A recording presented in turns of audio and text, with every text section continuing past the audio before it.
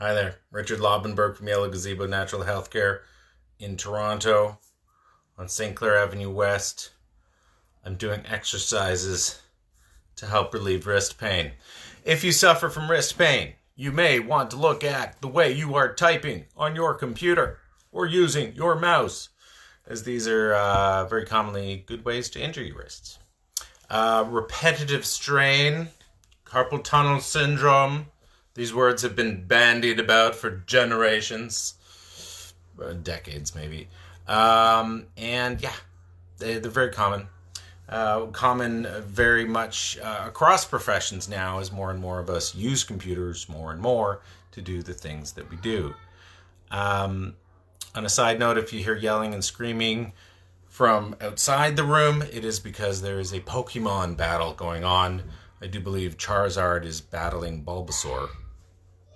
Regardless, how to deal with your wrist pain. Now, let's say this is a very simple exercise. Of course, stretching, massaging is good. If you're going to massage, once again, as I've often said, do not massage the bone. So if your wrist hurts here, you can massage actually. You've got two bones that run down your forearm here. So if you have pain, let's say right in your wrist, right where the wrist crease is, massaging a little lower down on both sides of your forearm may help relieve that. You can also press into this muscle, which is large intestine 4, on your hand, and that can help relieve the wrist. You can do some nice wrist gentle circles. One thing I would advise against, actually, because if you look up wrist stretches, you're going to see a lot of this. I do not like that. I don't like it at all, because when you do that, it may stretch the wrist forearm flexors there, but it compresses the extensors and this part of the wrist, and I think you can open yourself up to a different injury. And do you want to trade an injury for another one? No, you don't. So a common area is, say, there. So if you're getting pain on the extensor side, the back of your hand side, one thing you can do is, keeping your forearm straight, is just use these fingers to push against something like your hand, keeping the forearm straight. Now what you're doing there is you're strengthening this side. You're causing tension in the forearm side, potentially relieving tension on the other side. So it's kind of using what we call antagonist muscles to help relieve pain. So rather than stretching, or in addition to some stretching, try something like that. So don't do that. Don't do that. Please. I offer examples of actually good wrist stretches in a couple other videos that I've done. I did one, what was it? Was it about just how to stretch, maybe?